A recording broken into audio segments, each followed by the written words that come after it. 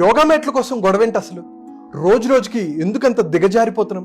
ఎంతో గొప్పగా చేసిన ప్రోగ్రాం యోగాంధ్ర. మోడీ గారు రావటం, అలాగే 3 లక్షల మంది పార్టిసిపేట్ చేయటం అంతా సూపర్. కానీ ఆ ప్రోగ్రామ్ అయిన తర్వాత మ్యాట్స్ కోసం గొడవ పట్టు ఉంది చూసారా, చాలా దారుణంగా ఉంది. ఇదంతా మైండ్ సెట్ ప్రాబ్లం కాదా? ఆ మ్యాట్లను కొంతమంది తీసుకెళ్ళి 50 రూపాయలకు 100 రూపాయలకు అమ్మేసుకున్నారు. ఇంత చీప్ మైండ్ సెట్ ఉంటే మనం ఎలా గ్రో అవుతాం, ఎలా గొప్ప వాళ్ళం అవుతాం? మనకు అన్నీ ఫ్రీగా కావాలి, అన్నీ చీప్గా కావాలి, బస్సు ఫ్రీగా కావాలి, ఫుడ్ ఎవరైనా ఫ్రీగా పెట్టాలి. ఒకవేళ ఫ్రీగా పెట్టిన తర్వాత మనం ఏమైనా రెస్పాన్సిబుల్గా ఉంటామా? ఉండం. రోడ్డు మీద ఉమ్మూస్తాం, రోడ్డు మీద చెత్తేస్తాం, సిగ్నల్ క్రాస్ చేస్తాం, డబ్బు కోసం వేరే వాళ్ళని మోసం చేస్తాం, 2000 ఇస్తే దేశాన్నే అమ్మేస్తాం. దీని గురించి ఎందుకు ఇంతలాగా మాట్లాడుతున్నానంటే, ఇప్పుడు మ్యాట్స్ కోసం జరిగింది. కానీ ఇండియన్ ఏసీ ట్రైన్స్లో 2 లక్షల టవళ్ళు, 81,000 బెడ్షీట్లు, 7,000 బ్లాంకెట్స్ ప్రతి సంవత్సరం మనలాంటి ప్యాసింజర్స్ దొంగతనం చేస్తున్నారు.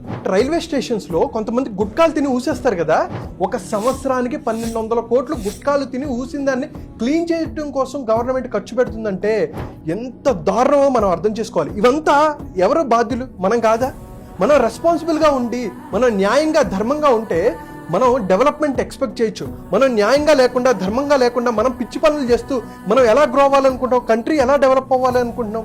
సో ప్రతి ఒక్కరూ రెస్పాన్సిబుల్గా ఉండాలి, ఒక గొప్ప గోల్స్ పెట్టుకోవాలి, మైండ్ సెట్ మార్చుకోవాలి, అనుకున్న లక్ష్యాలు సాధించడం కోసం మనం ప్రయత్నం చేస్తూ ఉండాలి.